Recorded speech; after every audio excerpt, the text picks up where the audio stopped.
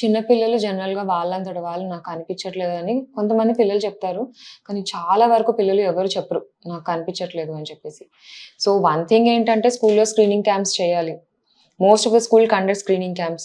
So, పేరెంట్స్‌గా కానీ, డాక్టర్స్‌గా కానీ we all have to encourage the schools to conduct more and more screening camps. దీనివల్ల డిటెక్షన్ రేట్స్ అనేవి పెరుగుతుంది. ఇంకొకటేంటంటే పేరెంట్స్‌గా మీరేం చేయొచ్చు పిల్లల్ని అబ్జర్వ్ చేయడానికి వాళ్ళకుందా లేదా అని చెప్పి. కొన్ని బిహేవియరల్ ప్యాటర్న్స్ ఉంటాయి పిల్లల్లో.